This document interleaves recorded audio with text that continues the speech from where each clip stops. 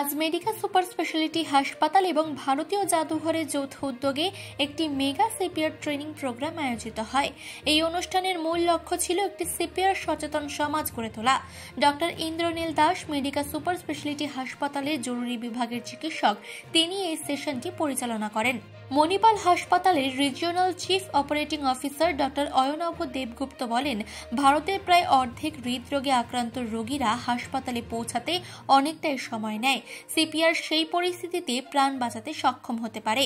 এই ট্রেনিং সেশনে বিভিন্ন স্কুল, কলেজ এবং স্বেচ্ছাসেবী সংস্থার স্বেচ্ছাসেবকেরা ডক্টর ইন্দ্রনীল দাস, ডক্টর অয়নব দেবগুপ্ত, অরিজিৎ দত্ত চৌধুরী এবং ডক্টর সায়ন ভট্টাচার্য সহ বিশিষ্ট ব্যক্তিরা উপস্থিত ছিলেন।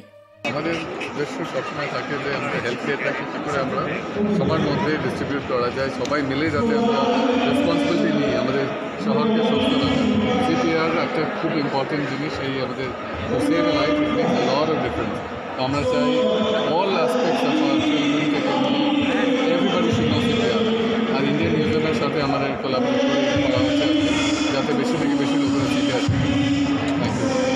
স্যার, আজকে কত স্টুডেন্টকে সিপিআর করা হচ্ছে? স্টুডেন্টদেরকে কেন টার্গেট করা হচ্ছে, মানে এই ধরনের প্র্যাকটিসটা করানো হচ্ছে? স্যার, স্টুডেন্ট তো আমাদের ফিউচার, গোয়িং ফরওয়ার্ড, তারাই আমাদের দেশকে ধরে রাখবে। তো ইটস ভেরি ইম্পর্টেন্ট তার আর্লি ডেজ থেকে তাদের মধ্যে একটা ভ্যালু সিস্টেমকে ইনভেস্ট করা।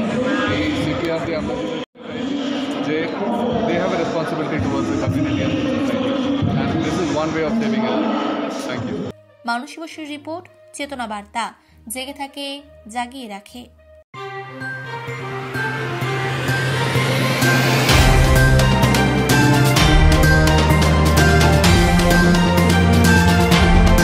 চেতনা বার্তা, জেগে থাকে, জাগিয়ে রাখে।